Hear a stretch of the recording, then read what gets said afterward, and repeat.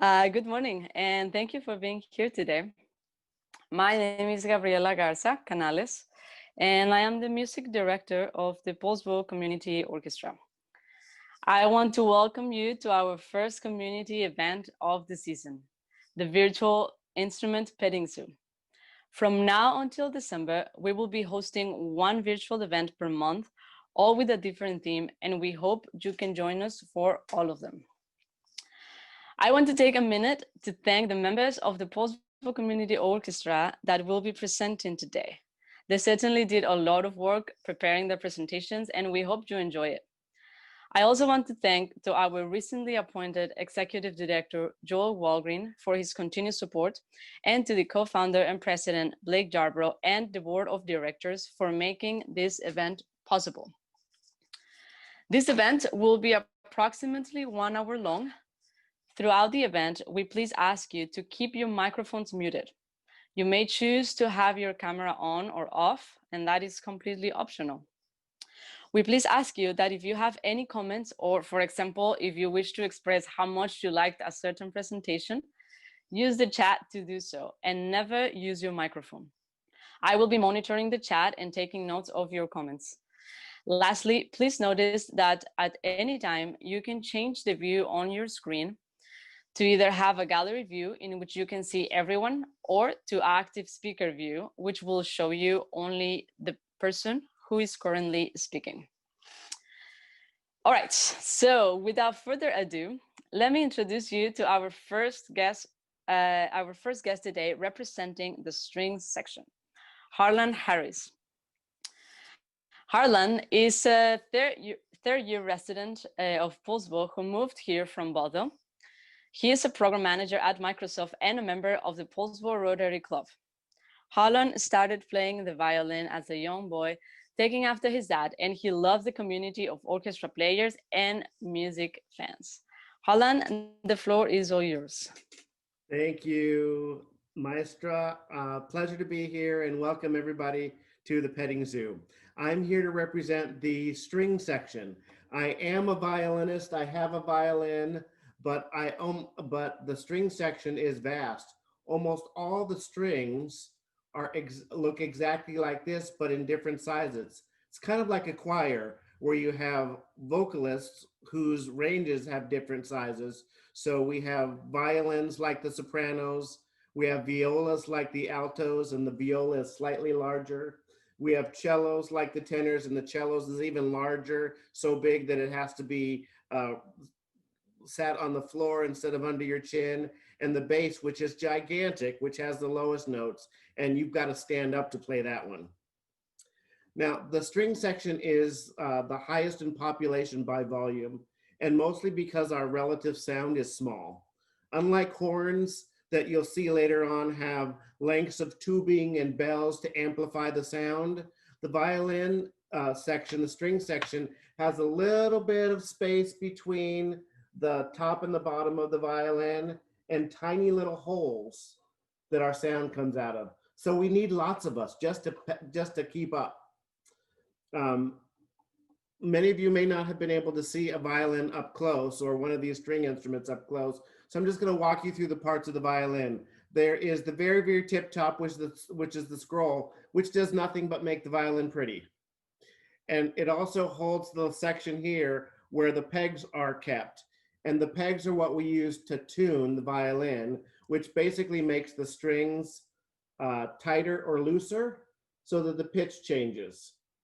Then there is this important thing that's called a nut. It's very difficult for you to see maybe, but it's a little tiny raised portion at the very beginning of this thing that's called the fingerboard, because the fingerboard, like on the guitar, has to push onto the strings to change the pitch.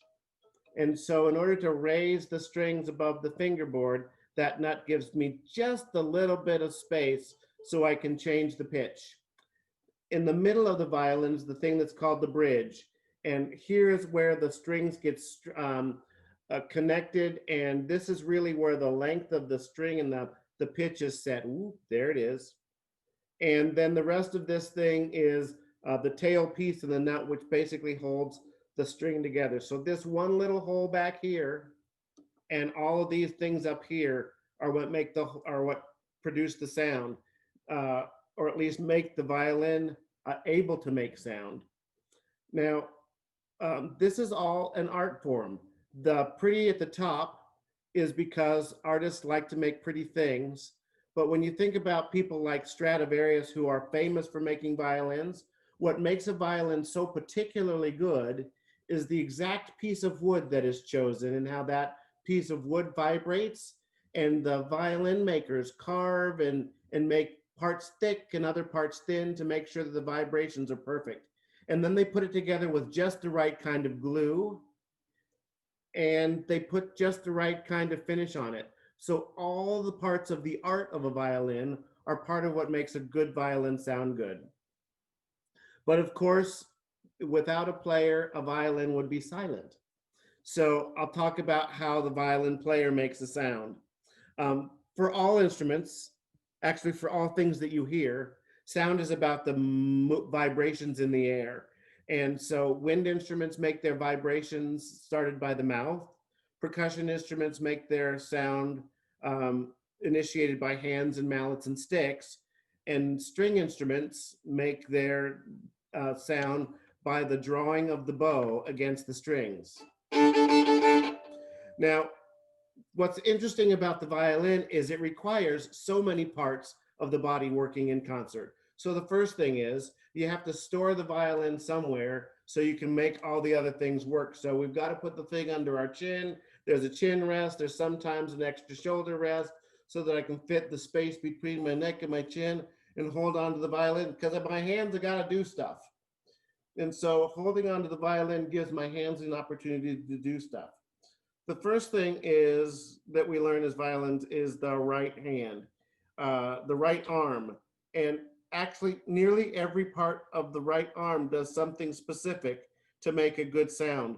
First of all, it's my shoulder, which has to move the arm up and down so I can play the violin on the right string to play the right note. And then if I have to draw the bow, I have to move my arm and the elbow. But see what happens if I just use my elbow and nothing else? You've never seen a violin play like that, have you? Nor have you seen them play like this either. It's crazy. So in order to make that work, I have to use both my shoulder, my elbow, and my wrist. And if I use my wrist, I can keep the violin. I can't talk and play at the same time. I know, sorry. If I use my wrist and my arm, I can keep the bow going across the violin string properly. And last but not least, I have to use my fingers to get the thing started and get it stopped. So elbow, arm, shoulder, wrist, fingers, all that stuff has to happen on the right-hand side just to get a good sound. And when you get good at that, which I'm getting good over time, you can play very thin sounds, and you can play fat sounds, and you can play melodically, and you can play precisely, and you can play with a bounce. All because I do stuff with my right hand. But you did notice that you probably liked what happened also with the left hand. All the pitch changes, because if I could only play these four notes, it would be a very, very boring musical experience. So we use the left hand then, the finger hand, to make the pitches and the notes. And I showed you a little bit of a small scale. One of the things that you might notice when you're watching a violinist is our hands move around a lot. Not only are we moving our fingers around to change the pitches, that we'll move our hands up and down on the fingerboard, and we'll wiggle our hands a lot. That wiggle is called a vibrato. And so for those of you who aren't familiar with a vibrato is what makes almost all sound good. So if I were to simply play a note without a vibrato, I mean, it's pretty enough, but it sounds much more warmer and prettier if I wiggle my finger. And so what violinists are doing when they wiggle their finger is to make a beautiful sound. Let's see. So the other thing that we do is we move our fingers around to figure out how to put all the notes in the right order and move our hands around as few times as possible. Now that sounds a little bit crazy, but if I play this familiar song, that's one of the most famous violin solos, I will play it without trying to move my hand around, and I'll narrate a little bit what's going on in my mind as a violin player. Got to skip the middle note, or middle string, go to the next string, and then go to the other middle string, and then move it over again, and move it back over again. Oh, and then put a finger down and move it to another string. Oh, put another finger down, another string, and move it again, but it's a string. Now, this is not very beautiful when played like this. So one of the things that an arranger will do is help you learn to play, or your violin teacher too, will help you move your hand around to take advantage of the best sound of the violin, the best opportunity to keep your fingers in the same place and not make this happen a lot. So let me just play this same familiar tune with a little bit better bowing, fingering, and hand movement options.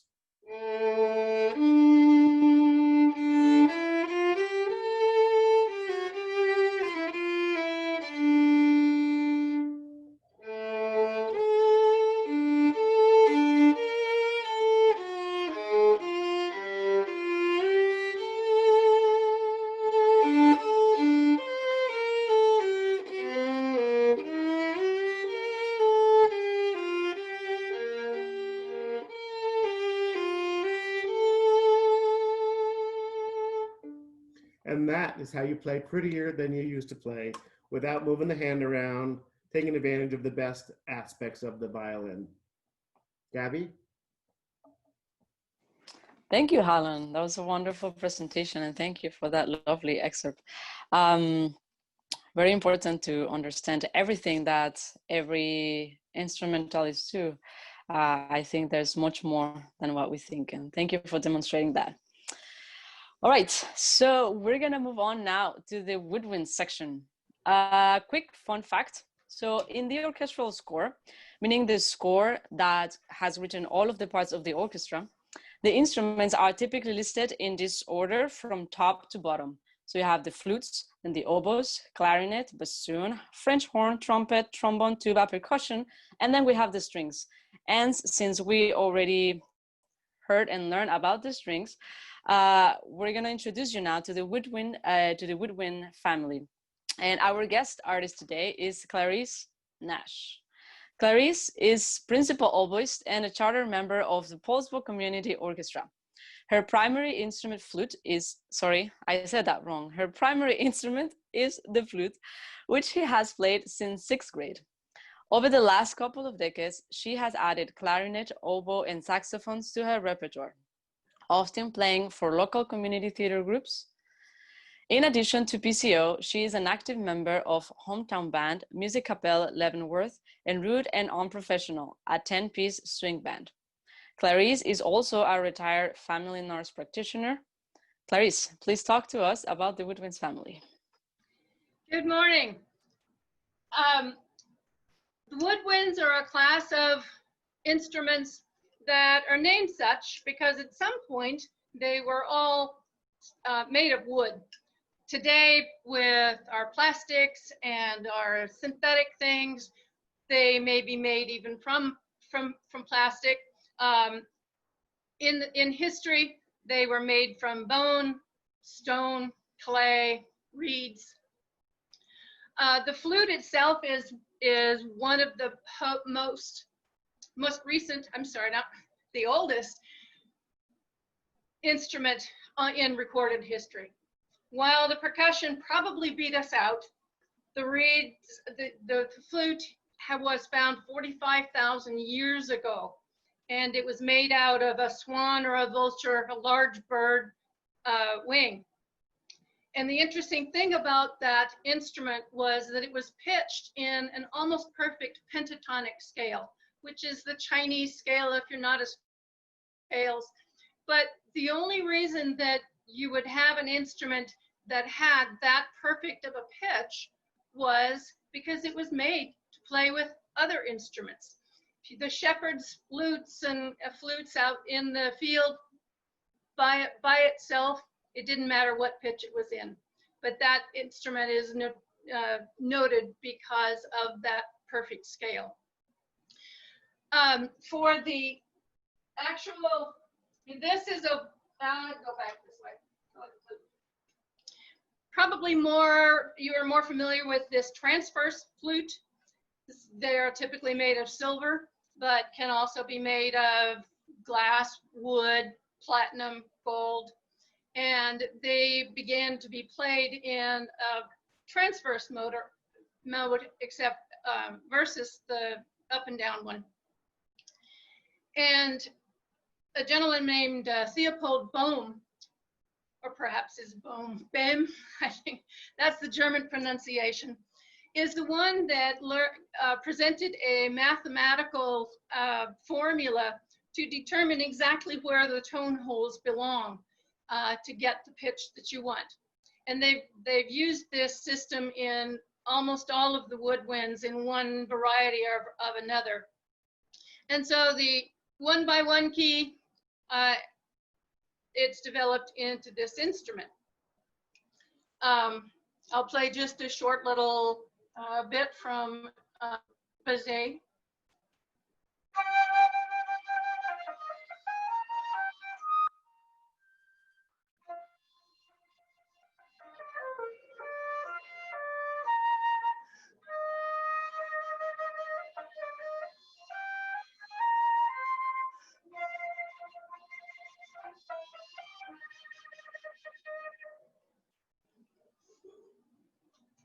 The flutes come in all shapes and sizes. The smallest is the piccolo, and the tune that's probably the most familiar with this one is Stars and Stripes.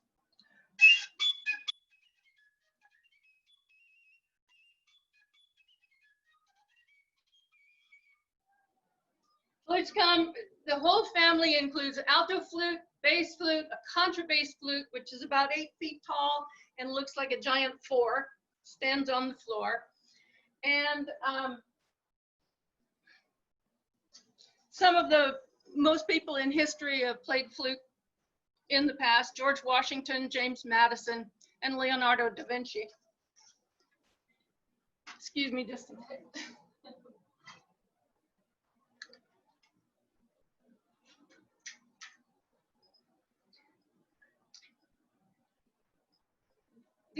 As I was saying before, the instruments were all made of wood originally. And the shawarma or zurna is the ancestor of the oboe. It's a Middle Eastern instrument that first came into being somewhere around 2500 BC. And it has what's called a double reed.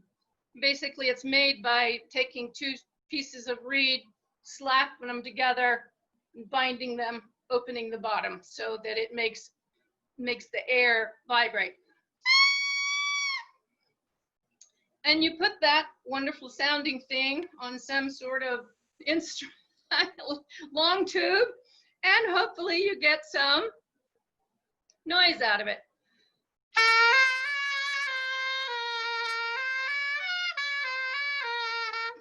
Sorry, that is the precursor to the oboe.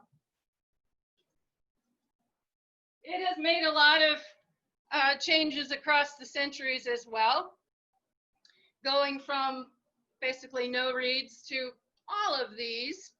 There are 45 pieces of keywork on an oboe, and it's ultimately in the Bohm style. But the thing you probably know most about the oboe is, and then everybody comes in. The oboe has the tuning note. That's what's probably most noted for. The oboes are usually made of grenadilla wood, which is a very dense African wood. And being wood, it's very susceptible to changes in temperature, humidity, and are very susceptible also to cracks. And the reeds are the bane of the existence of the oboe player. I don't know if you can see that. It's a double reed. And you can see all that shading in that. All of that has to be carved on the reed. And the reeds are only from a particular kind of bamboo-like plant that's grown in the south of France. And so that also is susceptible to changes, just like wine depends on the harvest, on the weather. Only the oboe reeds don't taste nearly as good.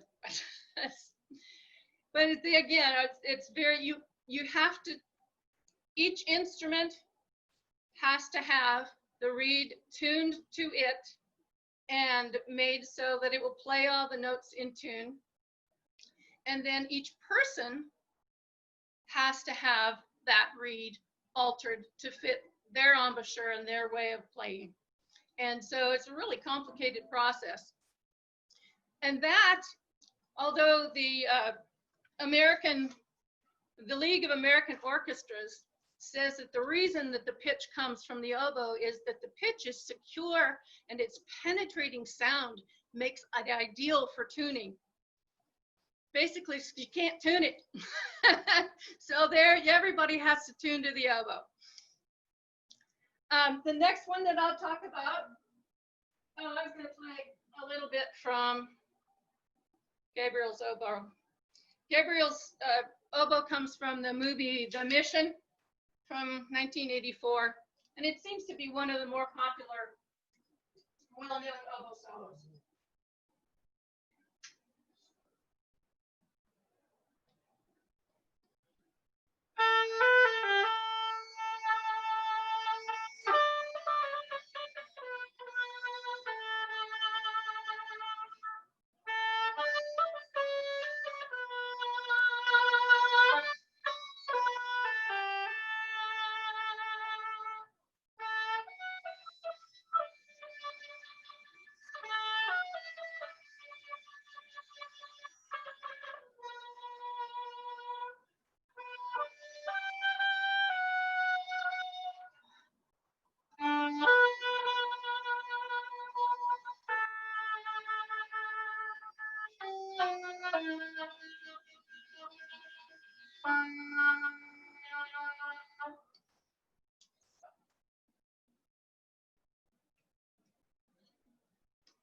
Next in the orchestra is the clarinet, and this is the youngster of the woodwinds instruments.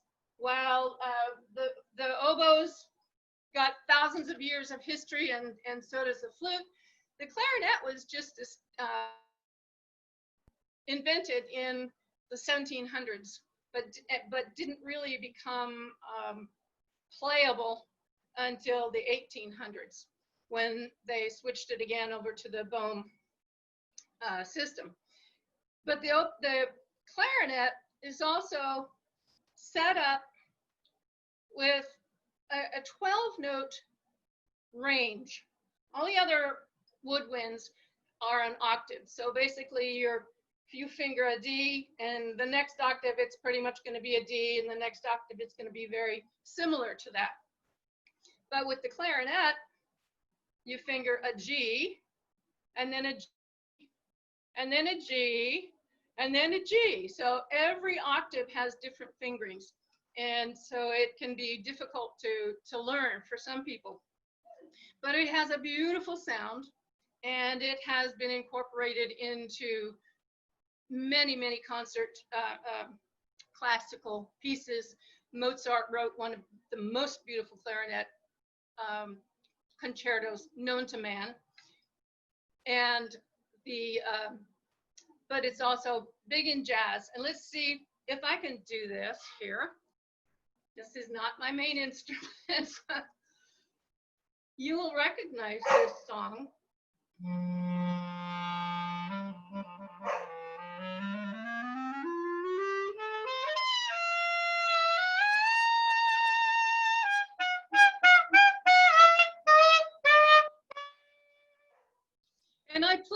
because that glissando and interpretation was a joke on Gershwin the first time that it was played. And he, of course, loved it, as does history. So. There are also many clarinets. There's E flat, which is higher pitched. There's an alto, bass, contrabass.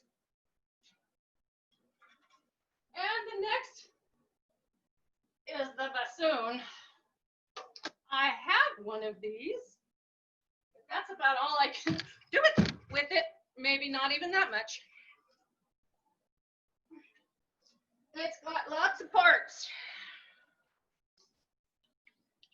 And this is a double reed instrument also. Can you put this together, Bob? I think maybe I got it. Okay. No, that's not right. And I've had this horn for a long time, but it's been in the repair shop for a year or so. And so I had to figure out how to put it together the other day. I'll see if I can make a noise out of it. The bassoon is actually a beautiful low-pitched instrument. It also has a double reed. And its difference is that the reed is not attached to the instrument per se, but goes through a vocal. And that actually gives it its somewhat beautifully stuffy sound. I'm gonna sit for this.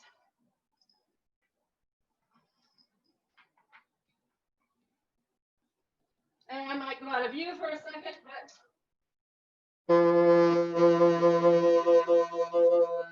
that is the sound of it.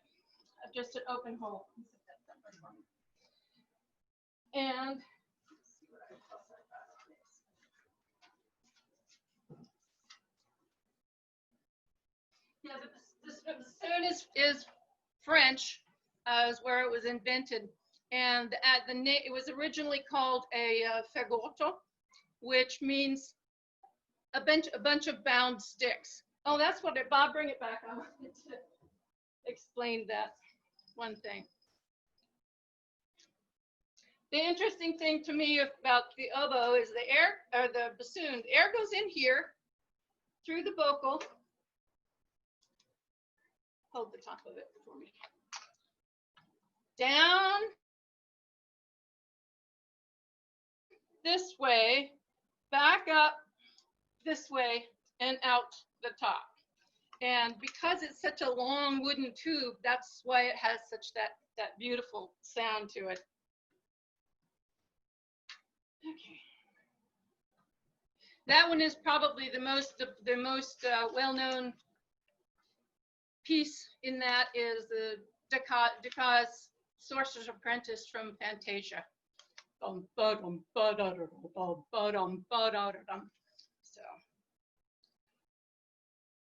okay, I think that's all I have. Thank you all for listening.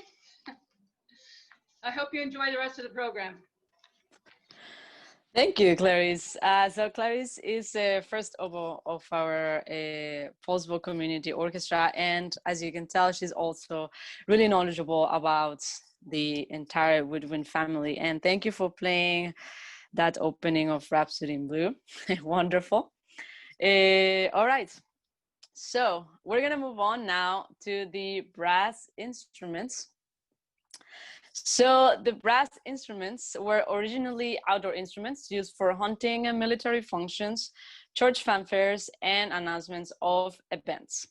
The brass section, or the brass choir, so like Harlan was talking at the beginning about the string choir, we have the same feature in the brass. So the brass choir is divided into four main big families, which are the French horn, the trumpets, the trombones, and the tuba. The trumpets, trombones, and tuba have their own smaller family of instruments, but I will let the presenters talk about that. Our first brass presenter is Chris Cornette. A native of Seattle suburbs, Chris went to Central Washington University and has been a musician serving with the U.S. Air Force and U.S. Navy for the last 25 years. He is a big fan of community music and has played in many community bands and orchestras across the United States. He's very happy to be making music with the Poulsbo Community Orchestra. And Chris will be talking to us today about the French horn. Chris. Good morning, everyone. I'm here to tell you about the horn. It's commonly known as the French horn, but this is actually not quite right. It's actually much more closely related to German horns. As our director, Gabriela, said, brass instruments came about often for the use of fanfares. In this particular case, for the horn, it was a hunting instrument long before it ever appeared in the orchestra. It's actually one of the first brass instruments to appear in the orchestra. Back in the time, all this tubing in the middle wasn't there. These valves hadn't been invented yet. They were invented in the early 1800s.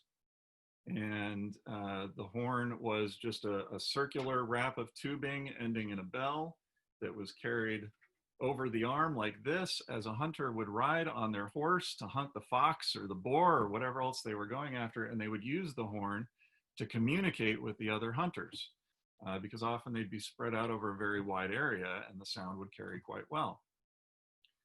The horn first became used in the orchestra for musical representations of hunting scenes.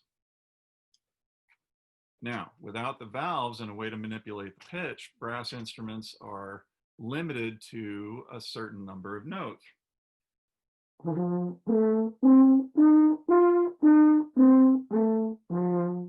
Like that.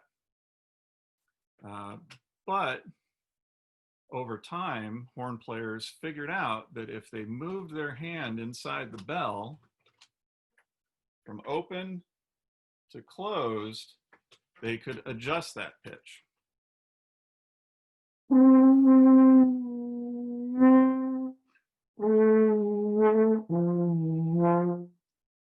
And they started to experiment, and they found that they could start filling in the gaps between those open notes in the same way that the historical trombones used the slide to change the pitch. So they started figuring out that they could play scales. Now bear with me. Back in the old days, this bell throat here was very narrow, which made it very easy to close the hand and find very precise positions with the hand. But as orchestras got bigger and added more brass instruments and the woodwind instruments, that bell became much thicker and wider to allow the horn to play louder to balance out. But they found they could play entire scales.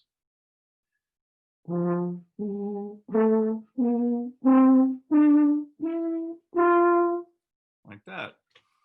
And even some of the chromatic notes in between. And that not only made them much more usable in the orchestra, it also opened up the potential for solos to be written for the instrument. Mozart wrote 4 very famous concertos and a rondo for solo horn. And then later, Beethoven wrote a wonderful sonata that I think demonstrates what I've been talking about here quite well in just its opening few statements. He starts actually with a declaration that uses just the open notes. Here, I'm going to take my hands completely away from the valves.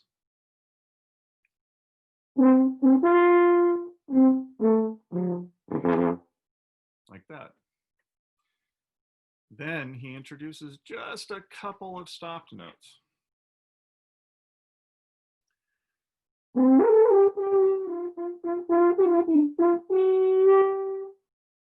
And maybe you heard how the timbre changes and it becomes kind of tinny, right? So I'm gonna play it just a little bit slower so you can really hear the difference.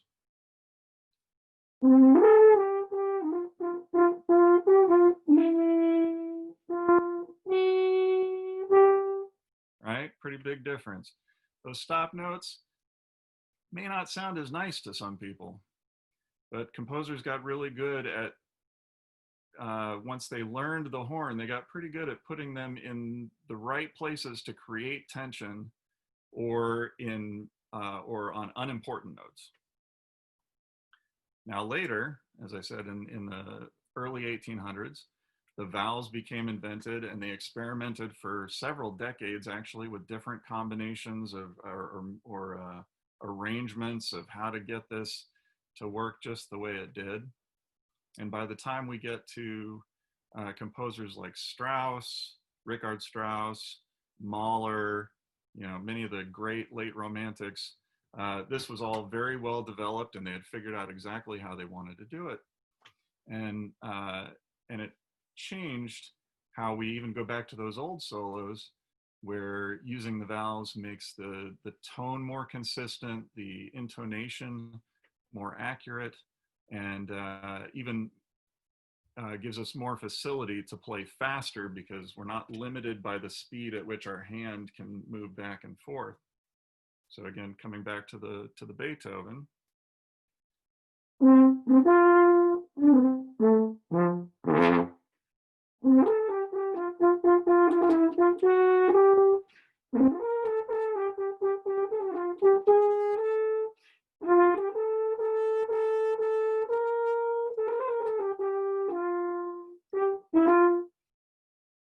And that's the horn. Thank you, everyone. Thank you, Chris. Very nice. Absolutely one of my favorite sounds of the orchestra is the French horn. I cannot have any favorites, but maybe I do. I really like French horn and French horn solos. Thank you so much. All right, so keeping with the order of the score that I mentioned before, after the French horn in full instrumentation score comes the trumpets. And so I will introduce you now to Tim Littlejohn.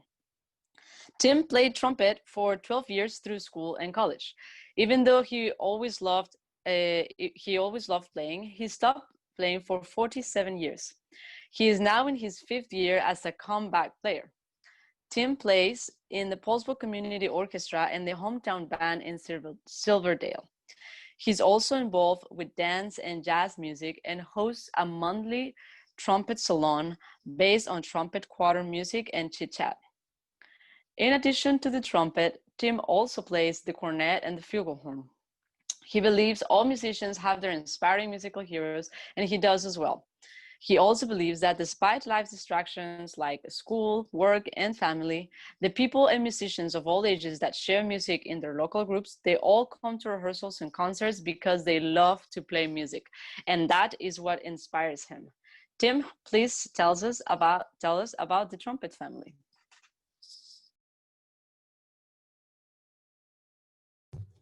Thank you, Gabriela. This is my B-flat trumpet. So why is it a B-flat trumpet? Why do we call it B-flat trumpet? Because if I play the lowest open note, as Chris described the different harmonic sounds of horns, when I play my lowest note, that is a B-flat on a piano or concert B-flat. Trumpets also come in different lengths. There's a C trumpet that would be maybe that length, the D trumpet, E-flat trumpet, and there's a trumpet that's half the length of this, the piccolo trumpet, that plays exactly an octave above this one. Now trumpets, as in case of the horns, did not always have these valves. They were just open tubes and were limited, as Chris described, to the number of notes they could play. But human ingenuity, being what it is, pretty soon they developed a series of refinements to the trumpet, trying to get it to that 12-note scale that we use. And eventually, right around 1820, the cylindrical valve was the answer. The valve, what it does is it diverts, see if I can get this correct, it diverts the sound that we put into the horn into auxiliary tubes. I guess I can show that. And the middle valve will lower by 1/2 step. This will lower it by a full note. This lowers it by a step and a half. And with using combinations of fingerings of valve use, we now have all 12.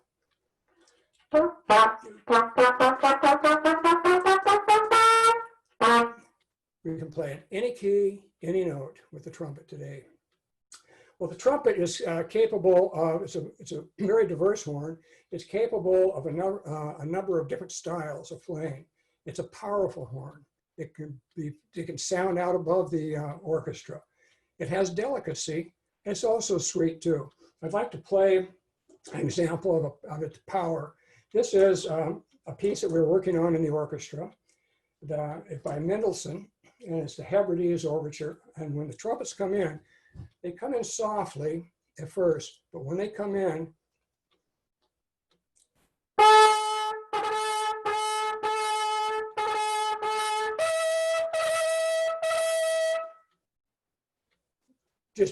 just sings out right over everything else being played. And that's the power of the trumpet. The delicacy, by the way, that was Mendelssohn's piece was written in 1830. By the 20th century, the trumpet was in all jazz bands, dance bands, orchestras, concert bands, military bands, marching bands. It was the dominant instrument of its type. George Gershwin wrote An American in Paris. This is about an American who goes to Paris and he's just delighted. He's walking around all the sights and the sounds. And in a concert band version that we play in the hometown band, the trumpet sets the mood.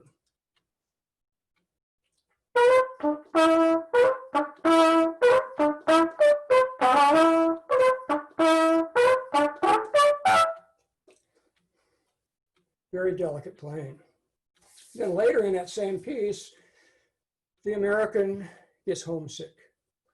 And let's see if I can play this.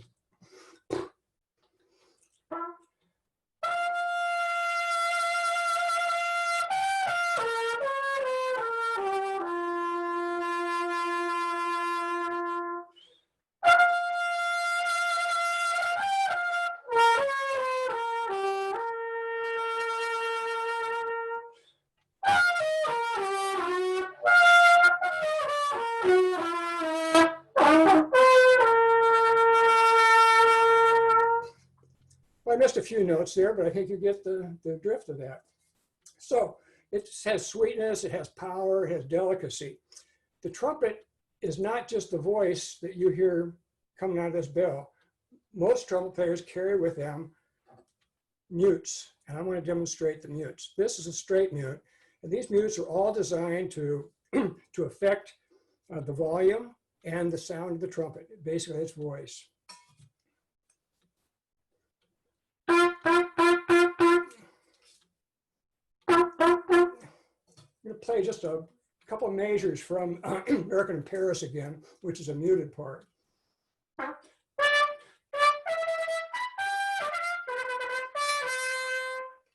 So it's a nice cutting sound. We have cup mutes to change the voice of the trumpet. It's like a straight mute, but this cup is put on to make it a little bit more mellow. Last year we played highlights of the musical Oklahoma, and in that piece there was a trumpet solo. People will say we're in love. I want to play just a little bit of that, and it was a cup mute solo.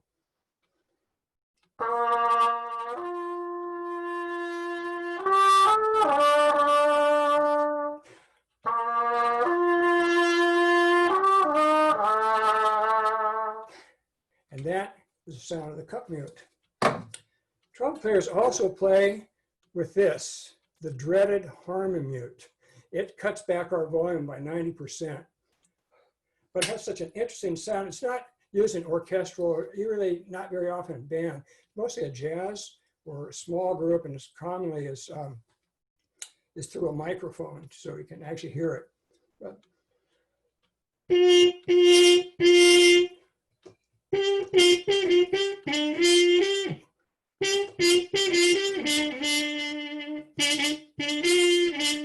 little couple bars from Fever, Miss Peggy Lee's. And the last one we have in our bag of tricks is the plunger. And yes, it is exactly what you think it is. Multi-purpose, but once we get it in our bag, it's only used for one purpose. I'll tell you that for sure.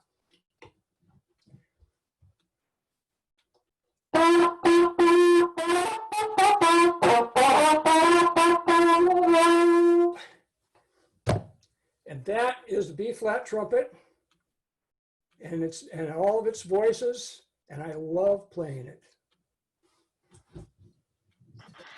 Thank you, Tim. Honestly, I've always wanted to see a plunger mute in action. So thank you for demonstrating that. Sounds really nice.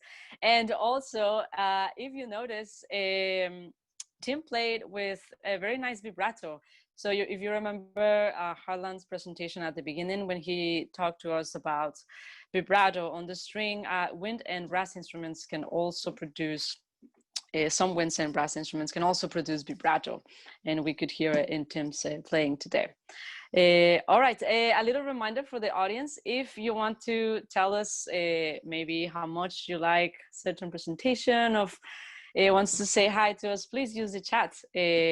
Don't be shy and leave us a message.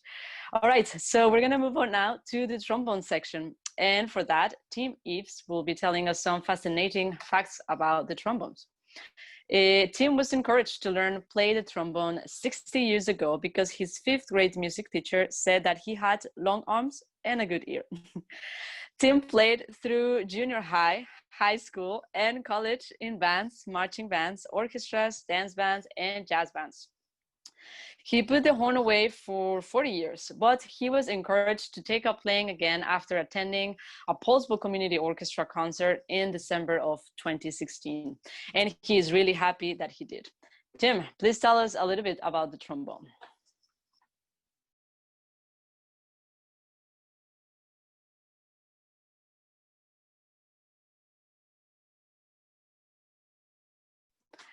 Tim, you're muted.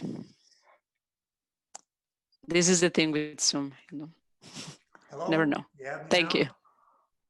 Yes. Can you hear me now? Okay. So here is my B flat tenor trombone. As of today, this is approximately 60 years old. I bought it from my high school band teacher, and I'm going to step back here so you can get a better look at it. Basically what a trombone is, it's a long tube that's bent back on itself twice, and it's equipped with a slide, which allows it to change its overall length. Now, when the horn is in the fully retracted position, that's called first position. And what I've got here is a chart which shows the notes that a trombone can play. At the very top, there's a representation of the trombone stretched out in a straight line, and the dimension of that is approximately 9 to 10 feet. Below that, there are a number of wave images which represent standing waves. At the left-hand side near the mouthpiece, there are heavy dots, and at the right-hand side near the bell, there's also heavy dots. Each one of those is a node, and the length of the horn can be broken up into 1, 2, 3, 4, 5, 6, 7, or 8 different equal parts. Now those things represent wavelengths, and when you decrease the wavelength by half, you increase the pitch by an octave. So what I've shown on this chart is the lowest note that I can play is a B flat 1, which I don't play because I don't have a bass trombone. And then there's B flat 2, B flat 3, and B flat 4. And in between those, there are the F3, which is breaking up the horn into 3 segments, and D4, which breaks it up into 5, and F4, which breaks it up into 6. So those are notes that you can play in one position on the horn.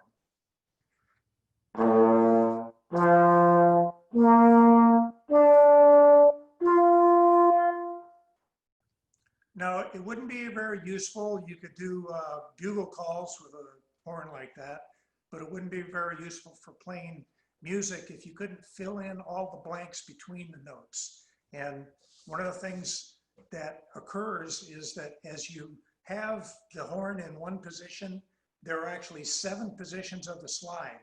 And when you move the thing all the way out to the 6th position, what you do is you create a note which is equivalent to another note that can be played. And what I'm going to play is F3, which is first position and splits up the horn into 3 equal parts. And if I move it out to 6th position,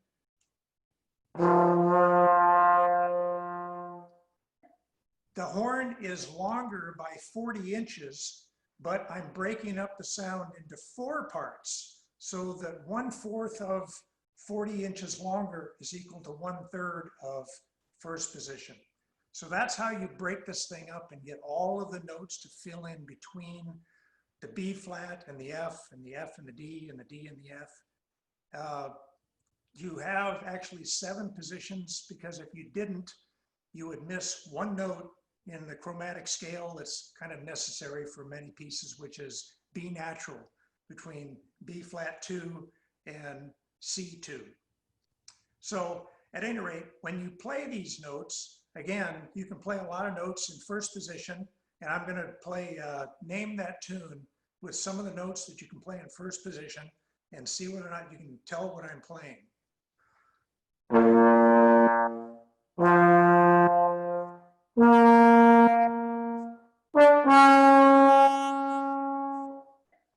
Now, if you haven't been able to name that tune yet, then you haven't been paying attention.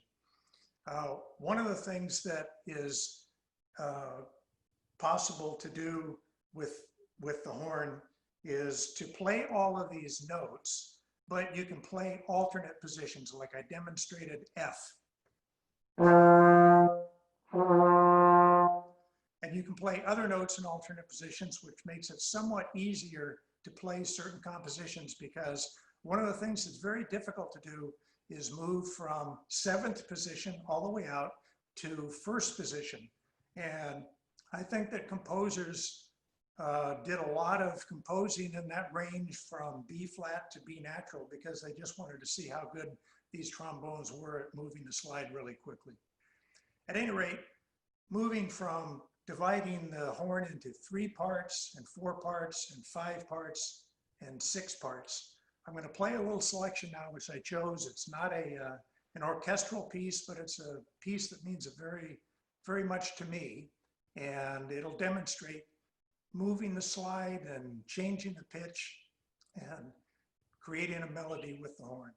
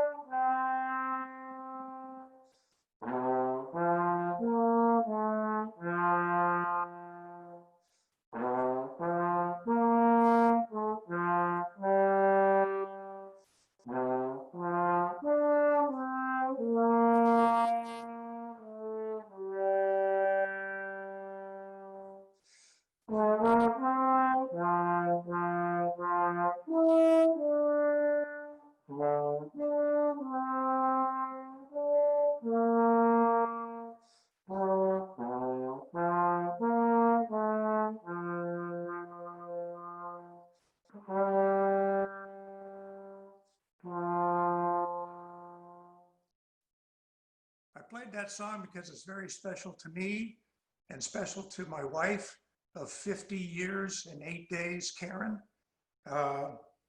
That's our song. I thought it was worthwhile to play today. So at any rate, it's a simple instrument. It's just a long tube, and it fills in some of the middle range of orchestrations. I hope you enjoyed the presentation. Thank you. Thank you, Tim, and thank you for bringing us, first of all, this romantic atmosphere now, and also for giving us this very mathematical explanation of the trombone. It's really, really, really good work.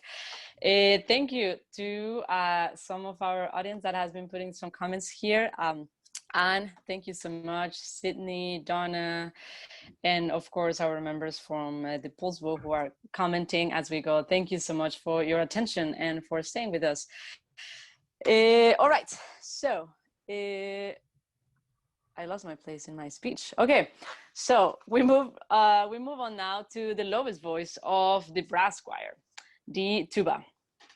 Doug will be telling us about this instrument today.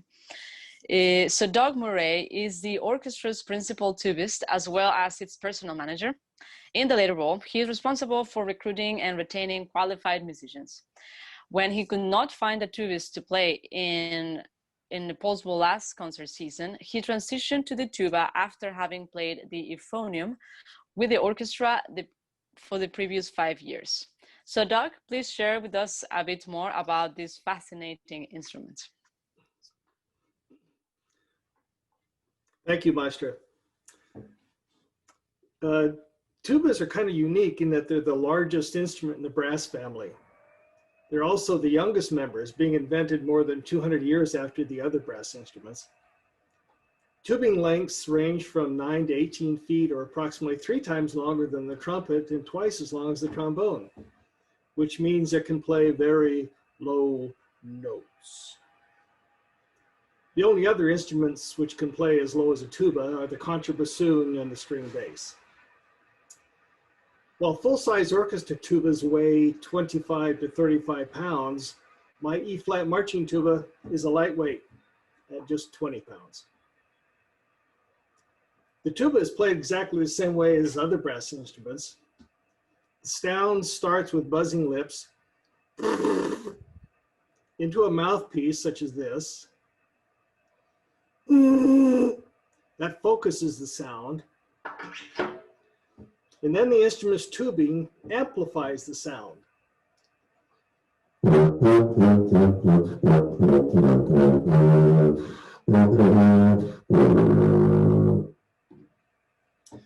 Tubas come with 3, 4, 5, or even 6 valves. This one happens to have 4, 3 here and 1 down here, which allows it to play chromatically. Let me demonstrate that with this segment from Alexander Borodin's Polovensian Dance number 17.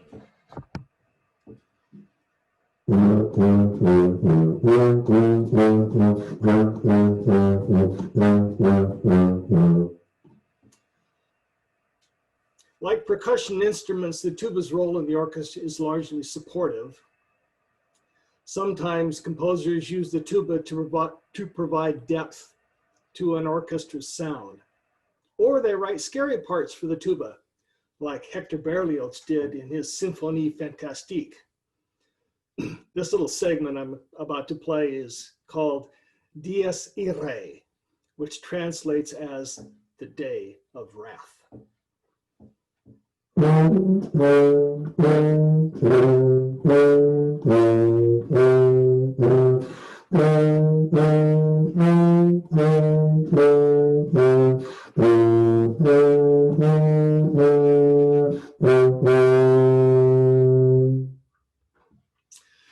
But more often, composers just use the tuba to help keep the beat, like in this segment.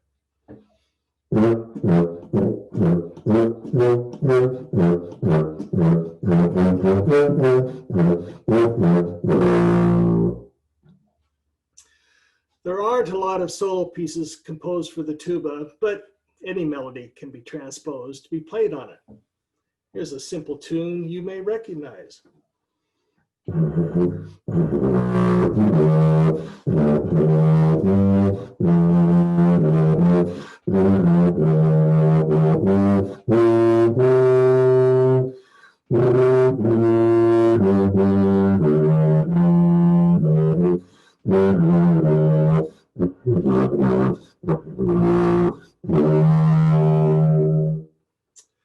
Okay, and that's the tuba. Thank you for letting me share it with you. Goodbye. Thank you, Doug. That was fantastic. I really enjoyed really low, the depth of the instrument. It makes your entire body resonate. I love that. All right, we are now heading towards the end of the event, and there is only one section we haven't heard about yet, and that is the percussion section. I am a big fan of all percussion instruments, And our presenters today have done a fantastic job in trying to cover as many instruments as possible within the time frame that we have. So let me introduce you briefly to Bob Nash and Art Whitson Jr. Bob Nash is a retired U.S. Navy Lieutenant Commander. He is a principal percussionist for the Poulsbo Community Orchestra and Hometown Band, and a past principal of the Bainbridge Symphony Orchestra. He plays drums and vocals for the big band string group, Rude and Non-Professional, which he and his wife, Clarice, PCO's principal oboist, and whom we heard a little while ago, direct. Bob also plays the drums for Leavenworth's Byron Band Music Capelle and has played in pit orchestras for 40 years. Bob, would you just raise your hand so we know? There you go. Thank you, Bob. All right, and now I will introduce you to Art Whitson. Art Whitson has played percussion for 60 years now, starting when he was 7. He took lessons from the principal percussionist of the Omaha and Honolulu Symphony Orchestras. He has played over 60 musicals and performs with the Bainbridge and Poulsbo Symphony Orchestras. Art plays in numerous jazz and rock bands as well. On his spare time, Art likes to sail, ski, and bicycle. Art is a civil engineer, and he just retired from Boeing after 38 years. Art, would you raise your hand so we can see you? There is Art. All right, so Bob and Art, the floor is yours. Hello, I am Bob Nash, percussion section leader for the Poulsbo Community Orchestra. And as Gabby just said, this is my longtime friend and mentor, fellow percussionist Art Whitson.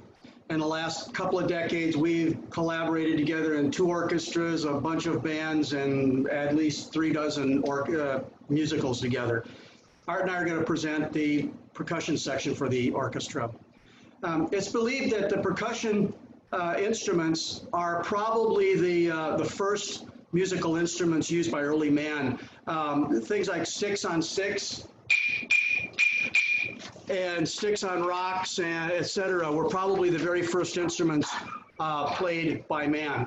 As early as 6000 BC, frame drums, much like this Irish bodhrán,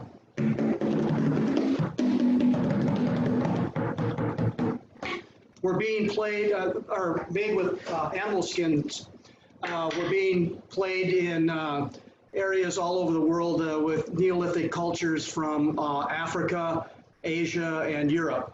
Various types of drums were developed all over the world, with many very similar but very distinctly different drums being used in different widely dispersed regions. An example is this Middle Eastern doumbek, made out of ceramic.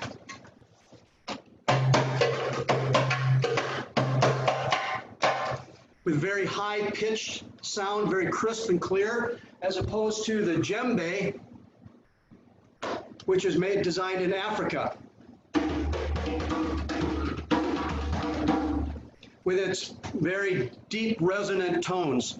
The Latin music relies on its own special brand of percussion to bring out the bass of their type of music. The bongos and the congas. One of the principal instruments in percussion in any orchestra is the timpani. The timpani was designed, or excuse me, evolved from large military drums, but they are tunable within a range which allows them to be played specifically together in tonal groups. They entered the orchestral groups in the 12th to 13th century, and by the last half of the 18th century, they were a staple of almost all orchestras. Today's timpani are made out of copper, typically. They're often hand hammered, and they are pedal tuned.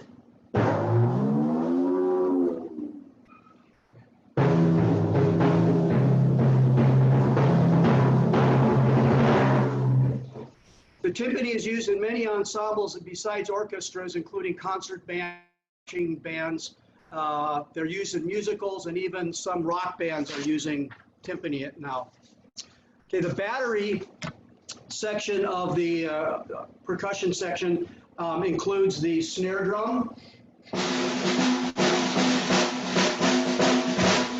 the bass drum. Now the bass drum that we use, the orchestral bass drum, is much larger and it has its own stand. Crash cymbals and suspended cymbals.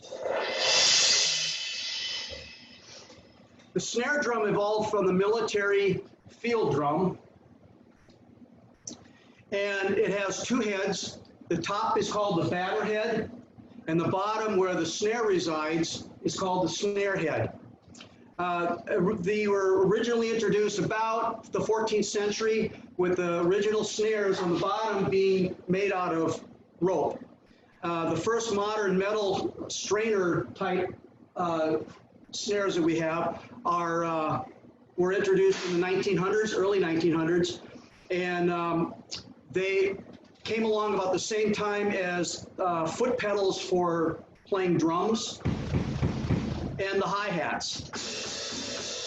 And that led to the creation of the early drum set back in the 1920s.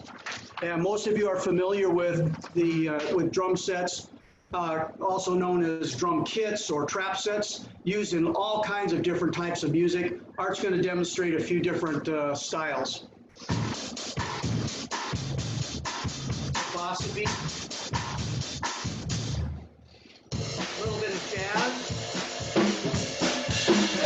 Rock the house!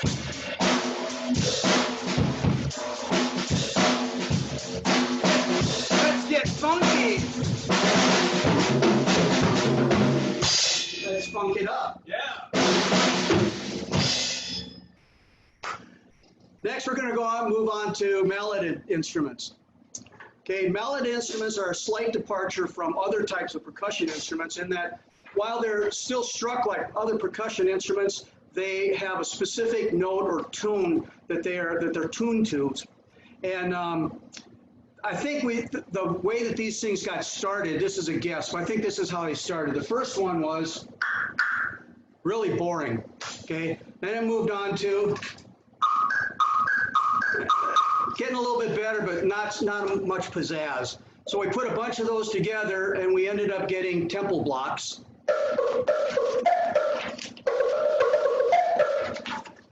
After that, we moved into the fully tuned instruments, which include the xylophone, the marimba, the vibraphone, and the glockenspiel. The xylophone is made out of tuned wooden blocks and is believed to have been developed initially in Southeast Asia about 1,500 years ago. It made its way to Eastern Africa, then across Africa to South America in the 1600s. So here's a gliss on a xylophone.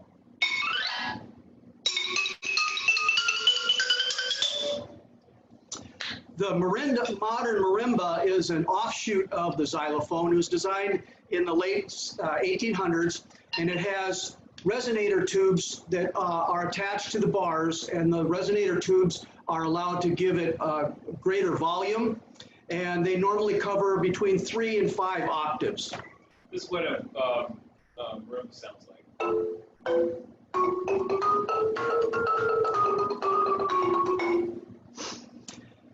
The vibraphone was developed in the 1920s, and it has metal resonator tubes on it, and it has electric motor on the bottom that has small mallets that strike the resonator tubes. It gives it a very distinctive and sustained vibrato sound that was quickly introduced into early jazz groups by great musicians such as Lionel Hampton, and this is what it sounds like. You can hear the sustain and the vibrato in it.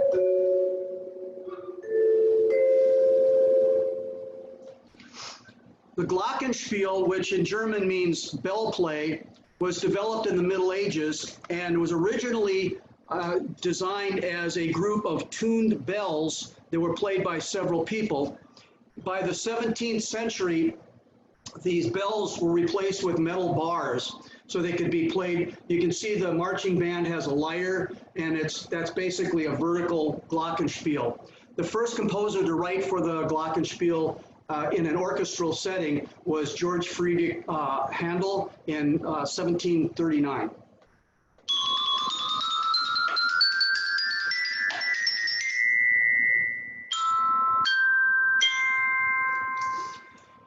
Chimes are also part of the melodic instruments. They're usually in a set of 1.5 octave stands.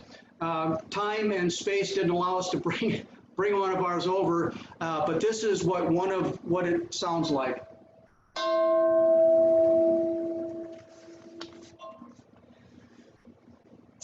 Percussion also has another section of lots and lots, a multitude of other instruments known as auxiliary percussion instruments. And we tongue-in-cheek call them toys, and we think we always win because we have the most toys. Some of these instruments are mainstays of all orchestral playing. You'll see this in pretty much any orchestra setting. First is a triangle. Next is the mark tree or width chimes.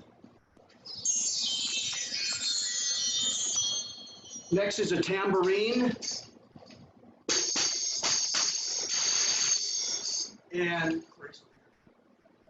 And then finally, the gong. I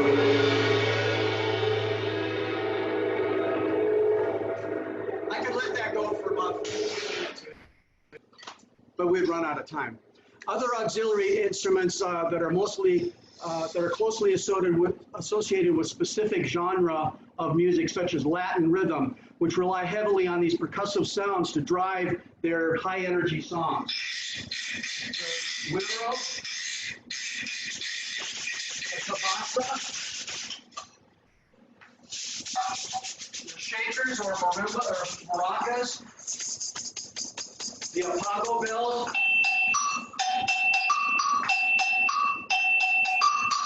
cowbell, and the vibra slap. So other tunes or instruments are associated with specific types of sounds that are often used in musicals and specific other types of settings, like the thunder and the rain, ratchet,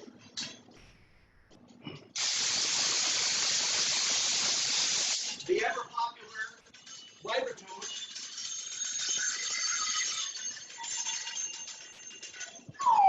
slide whistle, horns,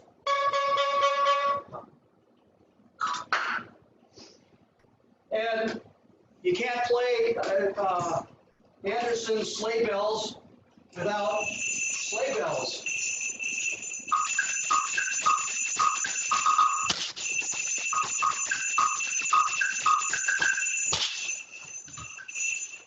This is a brief overview of the percussion section. We couldn't cover all of it. There's all kinds of other instruments.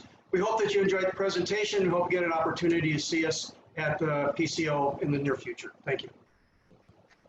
Thank you, Bob and Art. That was fantastic. And you did such a great job. You have so many comments from the audience, very enthusiastic about everything that you demonstrated. And for our audience, as you may or may not know, percussion players are always the first ones to arrive to a rehearsal or to a concert and the last ones to leave.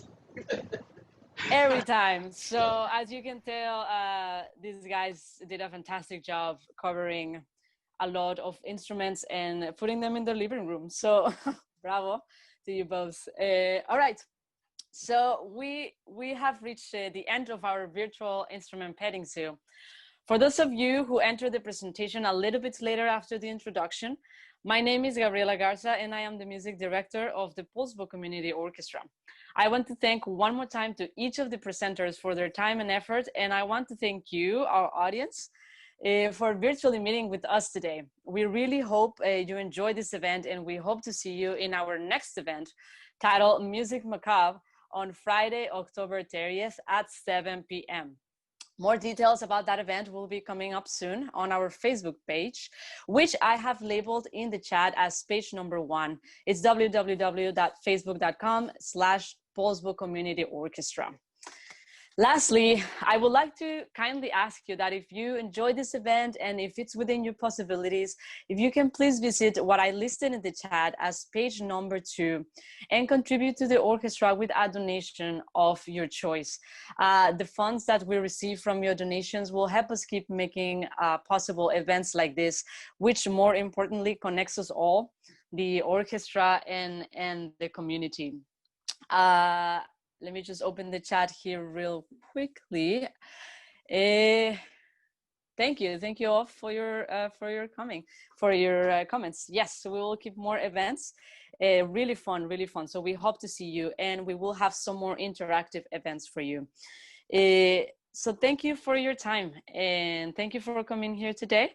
And we will see you on Friday, October 30th at 7 p.m. So goodbye. Thank you.